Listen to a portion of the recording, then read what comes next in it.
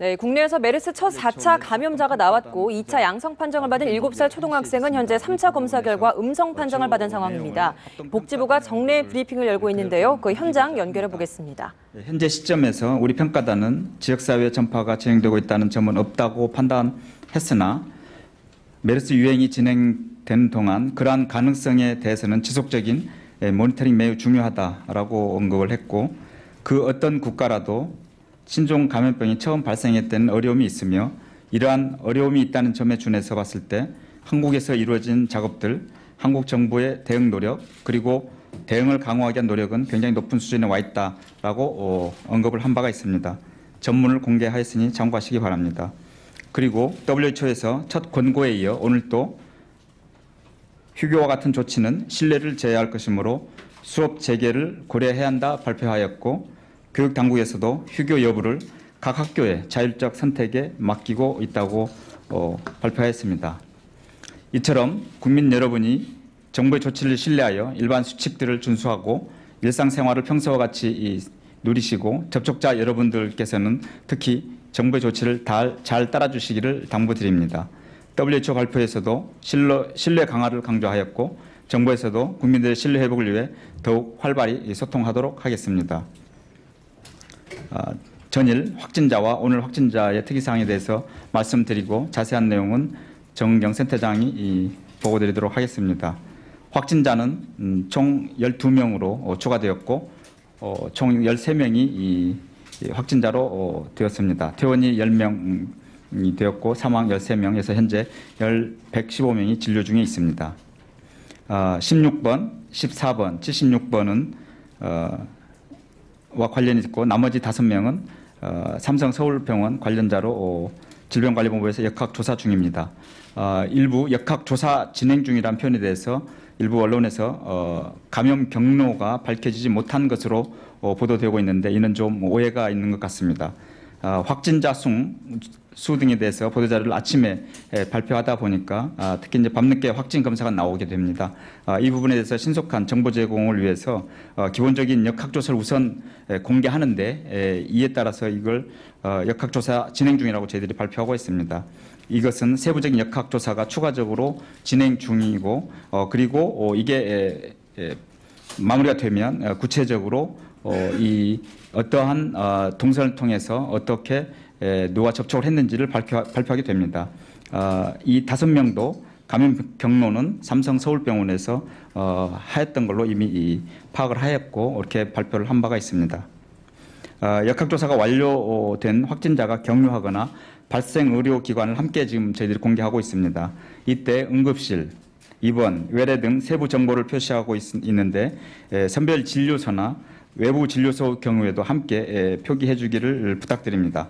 언론이나 지역사회에서 의료기관의 명단을 공개나 공유할 때 세부사항을 함께 표시하지 않으면 선별 혹은 외부 진료소를 운영해서 감염 위험을 억제하고 메르스 환자를 진료하고 있는 의료기관이 위험성이 없음에도 피해를 입게 됩니다.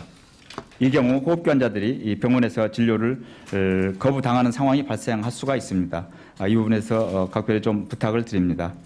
7세 아동의 경우에 질병관리본부에서 지금 3차 유전자 검사 결과가 나왔는데 음성 판정을 받았습니다. 보다 정확한 검사를 위해 4차 유전자 검사를 진행을 하려고 하고 있습니다. 이 부분에서도 저희가 오늘 시도 행정부지사 부시장을 주제로 참석하는 행정자치부 장관 회의가 오늘 있었습니다.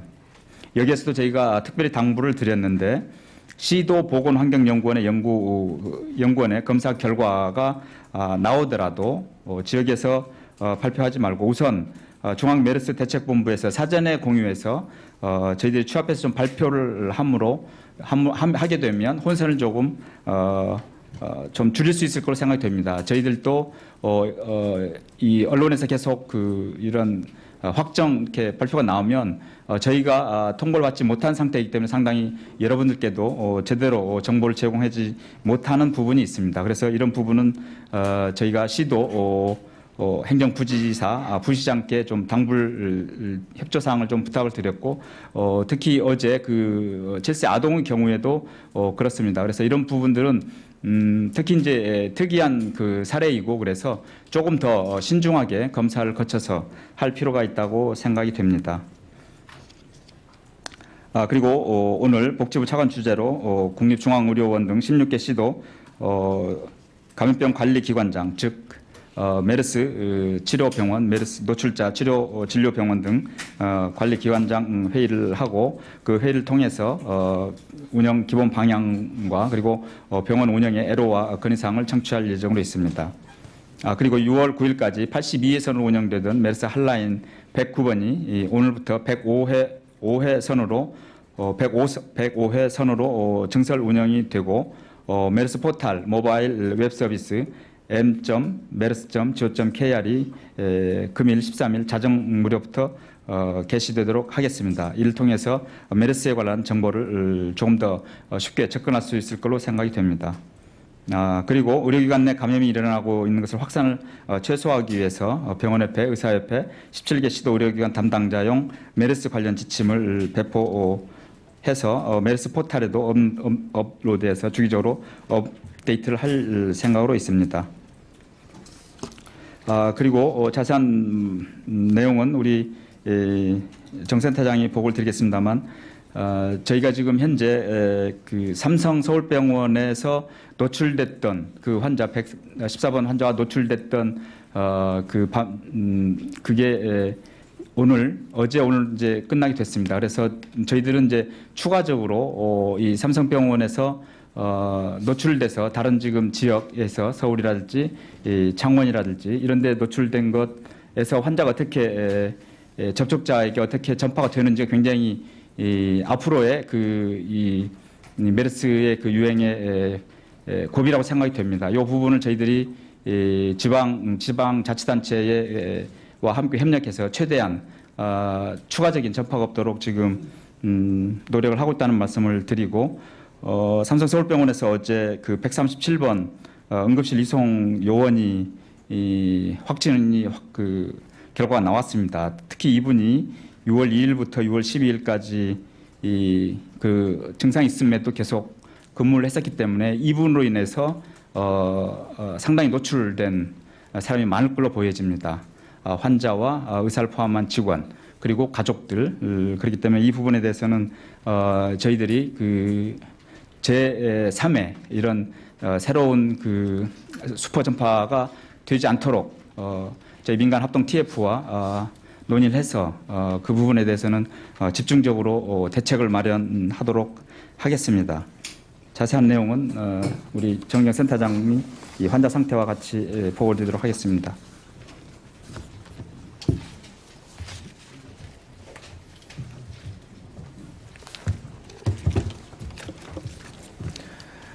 환자 발생 상황에 대해서 말씀을 드리겠습니다. 6월 13일 현재 6월 12일 신규 환자는 12명으로 총 환자 수는 138명입니다. 6월 13일 오전에 1명이 사망하셔서 총 14명이 사망을 하셔서 사망률은 약 10%를 보이고 있습니다. 사망 환자의 대부분은 만성 폐쇄성 폐질환, 천식, 암, 고혈압 등의 기저질환을 가지고 있으셨습니다. 퇴원 환자는 어제 17번, 19번 환자, 오늘 20번 환자가 퇴원하셔서 총 10명의 환자가 퇴원하셨습니다. 현재 114명이 치료 중에 있으십니다. 불안정한 환자 수는 16명 정도로 되고 있습니다.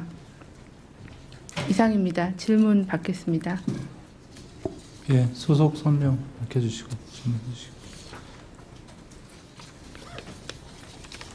예, KBS 말씀. 네, KBS 최선주입니다. 그 두 가지 질문 드리겠습니다. 지금 현재 그 경찰관 분, 그 현재 지금 환자 상태가 어쩐지 좀 궁금한데요. 특히 항체 치료 준비 중이라는 얘기도 들렸는데 지금 현재 상황이 어떤지 궁금하고요. 두 번째로는 14번 환자가 삼성 서울병원 그 카페 1층에도 좀 갔다 이런 말이 있는데 14번 환자의 동선 파악이 좀 더 상세히 된 게 있으면 밝혀주십시오.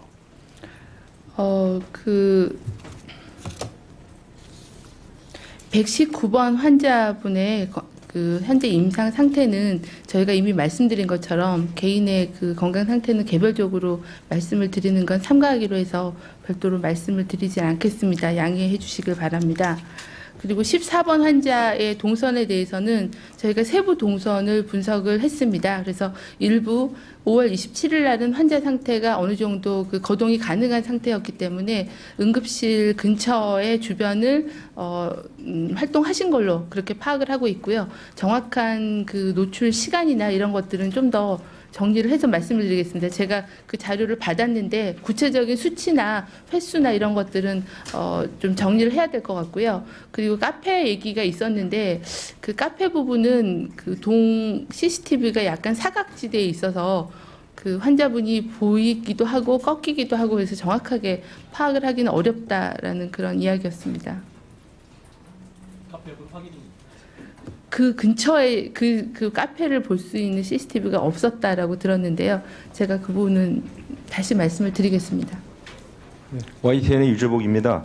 그 초등학생 환자와 관련해서 통상 그 확진 판정을 내리기 위해서 2차례 검사를 하는데 이 학생의 경우는 1차, 2차, 3차에서 전부 상반된 결과가 나왔단 말이죠. 그러면 검사 방법이 다른 건지 이렇게 4차까지 검사를 한다는 거는 기존에 뭐 확진됐거나 음성 판정 받은 사람도 또 반대의 결과가 나올 수가 있는 건지 어떤 특징이 있는 건지 좀 설명해 주시죠. 이 7세 남자 아이는 현재 증상이 없는 상황입니다. 그래서 가장 정확하게 검사를 하려면 그 하기도의 어떤 분비물이라고 할 수 있는 객담이나 이런 검체를 받아서 검사를 하는 게 가장 정확한 걸로 되어 있는데. 네, 복지부의 정례 브리핑 함께 듣고 오셨는데요. 내용을 간단히 정리를 해드리면 먼저 이제 WT 합동조사단의 발표 결과를 짚어주면서 국가 대응에 대한 국민들의 신뢰를 강조했습니다. 그리고 또 이제 메르스 감염 경로에 대한 역학 조사가 부족했던 거에 대한 언론 보도를 짚어주면서 현재 감염 경로 역학 조사를 진행 중이다라고 밝혔습니다. 또 7세 아동의 경우에도 3차에서 음성 판정을 받아서 4차 유전자 검사를 진행 중이고 이에 대한 결과에 대해서도 그만큼 좀 중요한 사안인 만큼 시도 행정부시장에게 신중한 검사 결과를 이제 복지부가 총괄을 해서 발표를 하겠다라고 부탁을 했다라는 점 밝혔습니다. 그 외에도 메르스 관련한 핫라인을 증설을 했고 또 포털과 모바일 서비스를 구축을 했고 이에 대해서 구축을 해서 운영을 한다라고 밝혔습니다. 또 최근에 밝혀졌던 4차 감염자라고 의심이 되는 환자죠. 이제 구급차 운전자의 경우에는 양성 판정을 받았다는 그 부분에 대해서도 이 구급차 운전자를 기점으로 한 추가 감염자 가능성이 있을 것으로 보고 이 부분을 열어두고 조사하겠다라고 밝혔습니다.